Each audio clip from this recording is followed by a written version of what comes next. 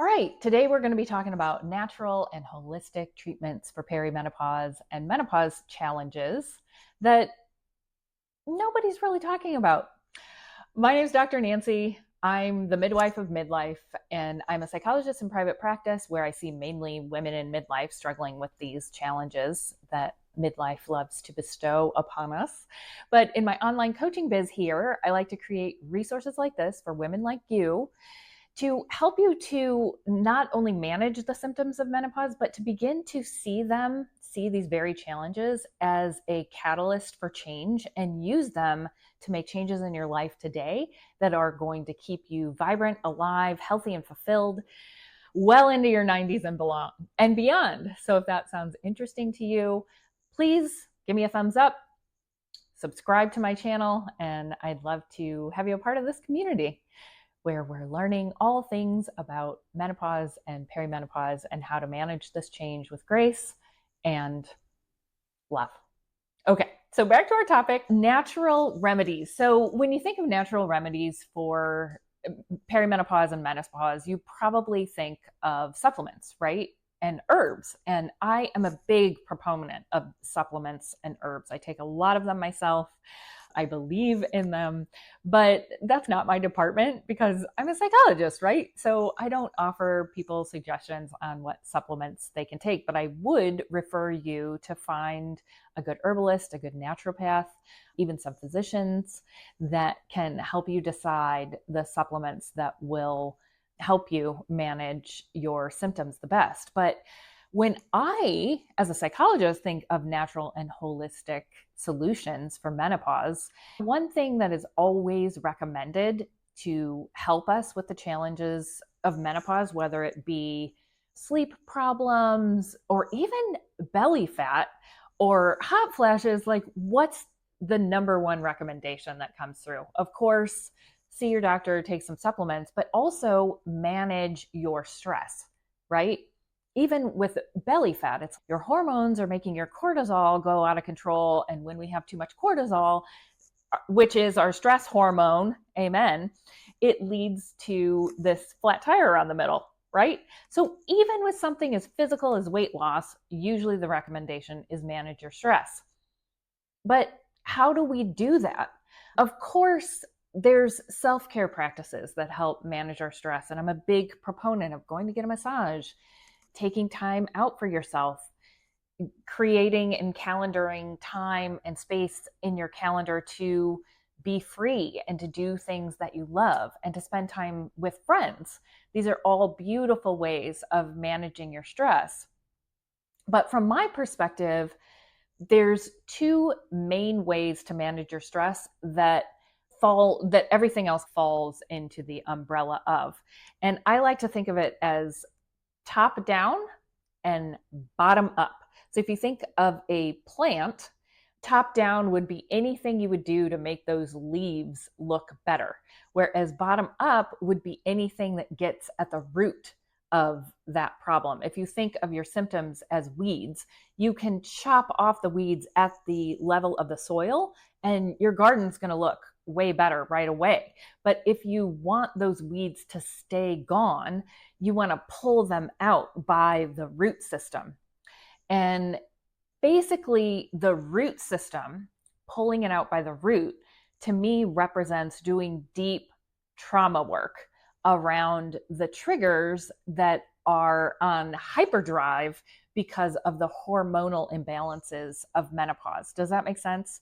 You don't normally think of a holistic treatment for menopause as doing trauma work, but I'm telling you, it can make a huge difference. And not only does it make a huge difference in your life right now, but clearing out the trauma and traumatic experiences tend to program our beliefs about ourselves and cause us to have limitations that are imposed by us from the inside because of our belief systems. And once we do that trauma work, we can begin to deeply change our belief systems. So trauma work using a mind-body approach is like pulling out your symptoms from the root. Not to say that if you do trauma work, you're never going to have another hot flash. What I mean to say is that some of these physical symptoms can send us into a downward secondary spiral. Let's take a hot flash. If we have a hot flash and we're just like, oh, hot flash, that must mean I'm having a power surge, and we move on with our day, that's a very different experience than someone who has a hot flash and is, oh, one more challenge I have to face. This just means I'm getting old and I'm going to die in a few years. You know what I mean? See how that negativity really can take us down? And that belief system that I'm getting old, I'm worthless, I'm a used up has been, or whatever dialogue goes on the inside, can actually perpetuate that experience from happening. And I've seen it happen in my family. When people get to midlife and they're like, okay, I guess it's time for me to retire and slow down, that kind of sets us up for a limitation where we're not going to get the most out of life from that mindset. Whereas if we're approaching the aging process with a clean growth mindset, I don't know if your kids' schools were big into the growth mindset, but I think we can have a growth mindset in aging, and it totally transforms our midlife and beyond.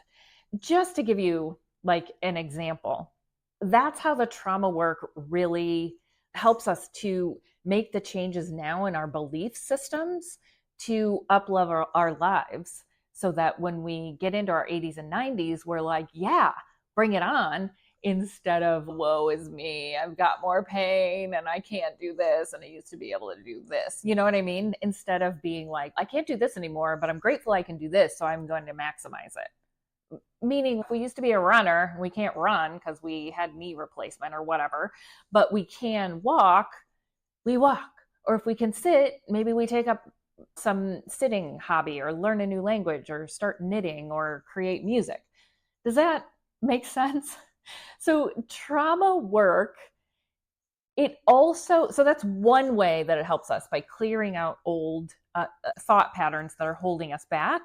The other way is when we have undigested memories, which is how I define the word trauma, in our neural networks, we are in a state of kind of constant fight or flight, which is very taxing on our nervous systems. And there are triggers are in our environment that like set off this fight or flight response, where cortisol goes up and our healing hormones go down multiple times a day, and that creates a lot of stress in our body. But if we can identify, okay, what is it that's getting triggered in this moment, and go back to the original trauma from our past, once we clear that out, then we no longer get triggered by that same event.